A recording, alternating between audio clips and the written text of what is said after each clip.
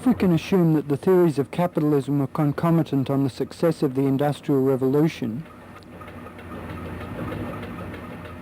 and if we can assume that the development of socio-economic theory opposed to capitalism, that is Marxism and socialism, was concomitant on the generation of a new social order by the Industrial Revolution, can we ask the question, what's going to happen to our theories of socio-political organisation in the years ahead if it can be assumed that we've now entered the technological revolution? Economic liberalism or capitalism had had its theories and foundations fairly well established by the middle of the 19th century. Adam Smith, Edmund Burke, John Locke, the Marquis of Halifax and John Stuart Mill were some of the prominent people associated with this task. Their theories found successful application in liberal and conservative political parties. Socialism had a more defined period of gestation, from the French Revolution till its application as an electorally successful political party in the latter parts of the 19th century.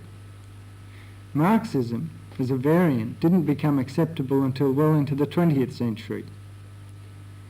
If we look at political development in the 20th century from a sufficiently broad viewpoint, we can observe that socialism has been subjected to much self-analysis, criticism and theoretical development. It's also emerged as the dominant theoretical basis for government in a majority of countries.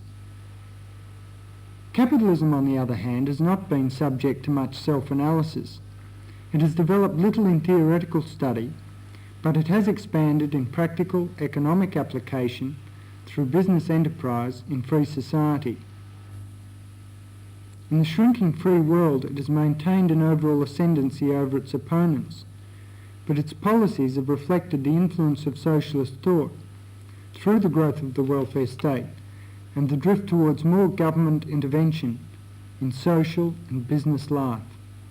Probably as a result of the ascendancy of socialism or its mutant strains now governing some 55% of the world's population, the theoretical foundations of economic liberalism are beginning to be subjected to self-scrutiny. This scrutiny is being carried out by people variously described as the New Right, neo-conservatives, liberal conservatives, or libertarians.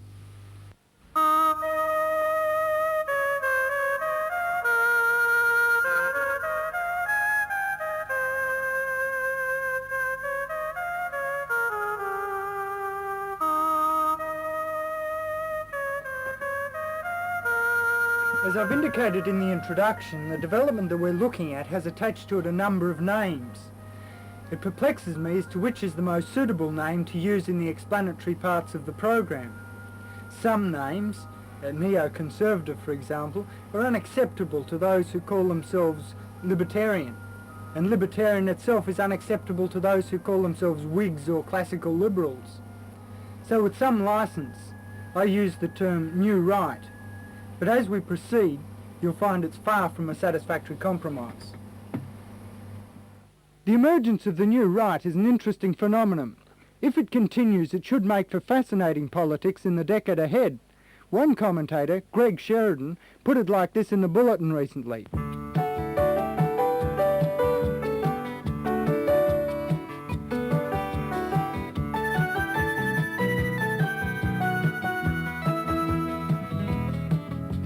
The New Right, although arguing in economic terms, appears not to be arguing from a self-interested point of view, as apologists for free enterprise businessmen. Their arguments are academic. Few of the spokesmen we could find were employed in the private business sector. And their backgrounds, when analysed against the conventional left, centre, right political spectrum, are not altogether what one might expect either. We believe in absolute freedom of choice, freedom of property rights, freedom to do, to sell, trade, whatever you wish. And so in that respect, we're right-wing. On the other hand, we're against intervention in other countries. We're against imperialism, we're against war. We believe that people have the right to buy, sell, smoke, drink, whatever material they wish. We believe people have a right to read and write whatever they wish. So on those issues we're left-wing. And the contemporary spectrum, left-right, just doesn't take into account the fact that we accept freedom from the right and freedom from the left. The new right isn't all youth. come about. Included in its ranks is one of Australia's most controversial, yet consistent, some might even say persistent, political and social commentators, Mr. Bob Santamaria. I suppose it's usual to say that these catchwords right and left are cliches, but I would think it's absurd to put me on the right as I understand the right. If the right is the party of the stability of the existing order compared with those who want radical social change, I am on the left. And those who are on the right are those who want what they call broadly socialism in its Marxist or other varieties, and those who want the present managed capitalism. Because it seems to me that the predominant characteristic of both is a highly bureaucratised society in which the individual and the family don't count at all.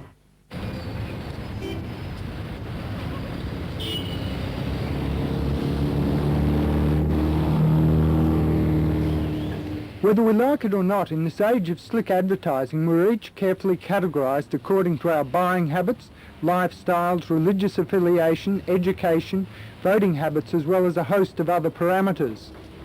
Numerous models have been devised to explain our socio-political complexion. And besides explaining, a model has another use in predicting the likely popularity of new political ideas or policies. Ronald Conway, in his books The Great Australian Stupor and The Land of the Long Weekend, has developed such a model which may help to better explain the place of the new right. This is the first of four groups based upon psychological nurture patterns which I think have affected socio-economic life in this country and also our political institutions. I call it the patrist authoritarian group.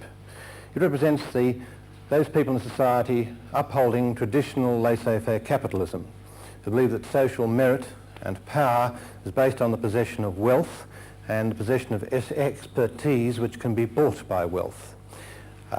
It's still very prominent in society, and it represents the basis for most of our most effective private companies and institutions.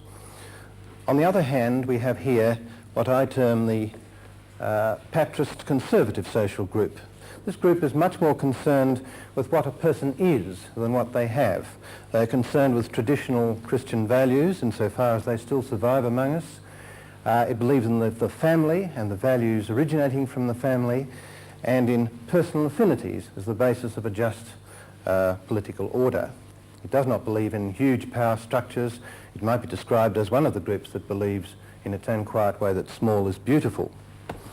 I suppose you could say that this group here, what I call the matrist indulgent group, also believes that small is beautiful. But it is based upon principles of hedonism and the pursuit of pleasure, which are foreign to the other two groups. It believes in the state as a nurturant body. It believes in the state instead of the family as the source of all political benefits. It tends to support welfarist policies. It believes in egalitarianism, and this egalitarianism gets perilously close to notions of uniformity. Over here we have a group quite familiar to Australians, traditionally what I might call the Ned Kelly group, the fraternalist anarchic group, which believes in change, any form of change, which believes that the lines of authority are essentially horizontal. It is distrustful of power structures, of authority, of hierarchies of any kind, and believes only in a rather wary association among the peer group, the extreme radical unionist. In the past, the street fighter, the backstreet push. Of course, in some of its more mindless aspects, you of course have the bikie, submitting to no particular social norms or mores whatever.